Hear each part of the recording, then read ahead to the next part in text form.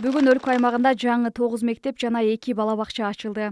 Алардын ичинен Ош шаарында курулган номер 20 Исхак Разаков атындагы мектептин тасма кесүү аземине президент Садыр Жапаров катышты. Ачылуу аземдери бир убакытта өтүп, өлкө башчы калгандарына онлайн күбө болду. Ош шаарында жаңы ачылган билим уясы 720 орунга ылайыкташып 3 кабаттан турат. Мектеп акыркы үлгүдөгү эмеректер менен жабдылган, окуучулар үчүн компьютер каанасы, спорт залы жана иш-чара үчүн 300 орундуу жыйындар залы, биология, география предметтерин жаратылышта өтүүгө ботаникалык бакчасы да салынган. Мындай шарттагы мектепти окуучулар дээрлик 10 жылдан бери күтүп келишкен. Мага бул мектеп аябай жакты. Буга чейин биз Панфилов мектепте окуйт элек. Ал жакка алыска барат элек. Бул мектеп жакын болуп калды. Коридор, кабинеттер абдан чоң, коз куруштур, таза, абдан таза. Анан ушу мага жаккан бул абдан стадион, ушу поляларды куруптур. Наркы мектебибизде ондой эмес, цемент, кир жаман эле да. Бул жак азыр жакшы чөптөрдү кылып, площадкаларын куруптур.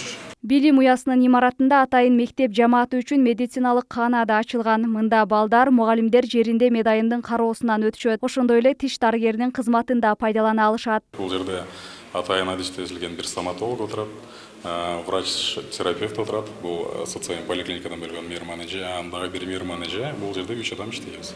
Бул ушул жерде эгер кокус балдар тиштери ооруй турган болсо, бул жерде толук кандуу жардам көрсөтүп алабыз. Бул жерде стоматологияда кандай кызматтар болгон болсо, ошонун баарын аткарабыз. Бул пломба коюу, лечениябы, убактылуу баягы катып барып аткан оорусун басаңдатканга жардам берүү бардык шарттар түзүлгөн. Бул жерге жаңы установкалар келип коюлду атайын бул мектепте. Аталган мектеп буга чейин авариялык абалда экендиги аныкталып, 2015-жылы курулуш иштери башталып, каражат тартыштыгынан улам 1,5 жылдан соң кайра курулушу токтогон. Ал арада 1200 окуучу жергиликтүү бийликтин чечими менен шаардагы Панфилов мектебинде билим алуусун улантышкан. Андан бери окуучулардын саны 2 эсеге көбөйгөн. Эми алар 2 нөөмөт менен окуй башташат. Биз эгемендүүлүктү алгандан бери, 1991-жылдан бери мындай мектеп биздин облуста, биздин шаарыбызда таптакыр жок.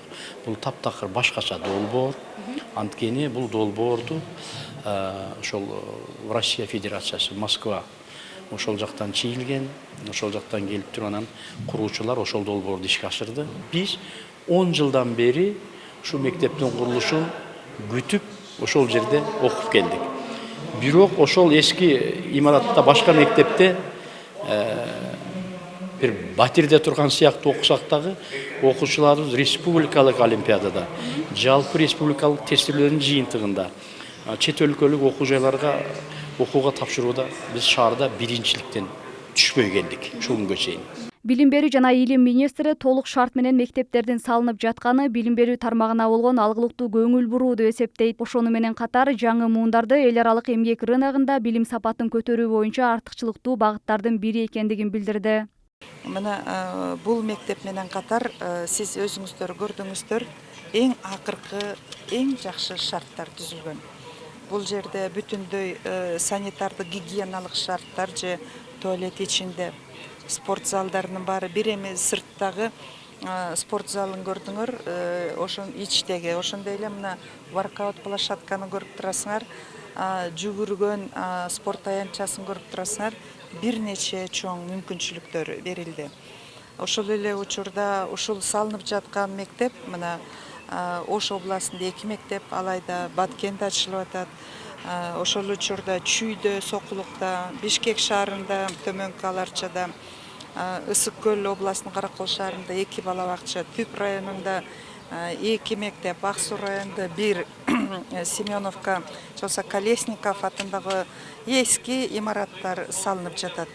Бул бүгүнкү күндө ишенимдүү түрдө өкмөттүн өнүгүшүндө өтө чоң бюджеттик мүмкүнчүлүктөр бар жана балдарга чоң салынып жаткандыгын кабар берет.